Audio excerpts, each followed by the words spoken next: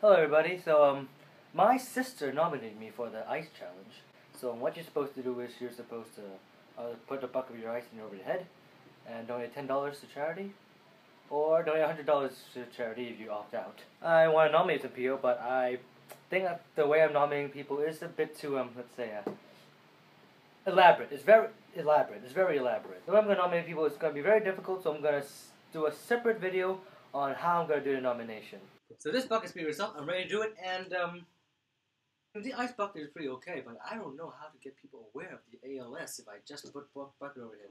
So this is how we're gonna do it. So before I pour anything over my head, I have to explain exactly what ALS is. ALS is short for amyotrophic lateral sclerosis, also referred to as motor neuron disease, or Lou Gehrig's disease. The latter came from a famous baseball player called Lou Gehrig, who died from this same disease. The symptoms of ALS includes rapid weakness of the body due to muscle atrophy, which means the wasting away of the body.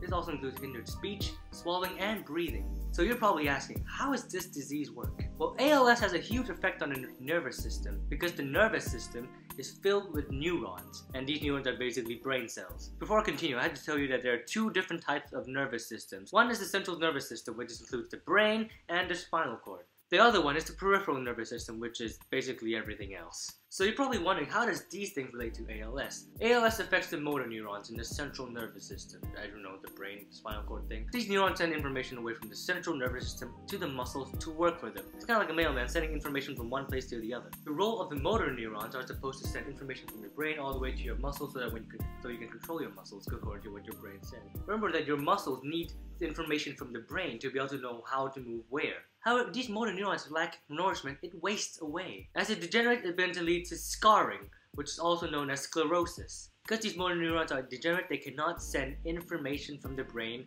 to the muscle fibers, which is why people can't move. Later, these muscles begin to contract and get smaller as they are no longer used. Of course, this only happens to motor neurons, which provide voluntary movement and muscle power.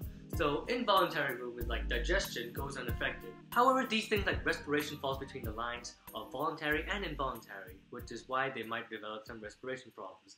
In fact, that's how most people with ALS die, by being not able to breathe. About every 2 in 100,000 people have it, and it includes some famous people like Stephen Hawking, as you can see why. ALS is not contagious, which is one of the reasons why scientists have a hard time finding out how it happens. It really seems to happen at random and with no racial or social boundaries. 20% of people with ALS live to about 2 to 5 years after the diagnosis, though more than half of them live over 3 years. There is a drug for it called riluzole, which is used to prolong the life of persons with ALS. Because people with ALS are no longer able to use their muscles, they do require a lot of assistance like physical therapy, breathing support, and help with their speech, although some of them just straight up use a computer like Stephen Hawking.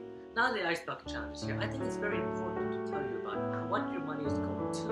A portion of the money will be used for treatment, but most importantly, a portion of those monies will also be used for research. Remember that ALS is still a mysterious thing, we are still learning about it, and for now we have a very little clue of how to deal with these things. We need to do all we can to solve it, and we need a lot of research, time, and money to find it out. I think it's really important to talk about the money that's going to ALS Save, because some of the videos I've seen don't really address this at all. I'm really sure it's great that you're spreading awareness, but I don't think this is some kind of fun fad. Buckets of water are only there to get you aware of the whole thing, but the main point of it is, you need to do something about it.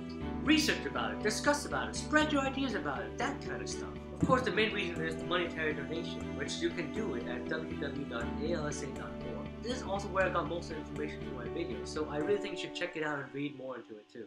So guys, I really hope you liked the video, and I hope it gave you a very good insight on the whole thing. And, as always,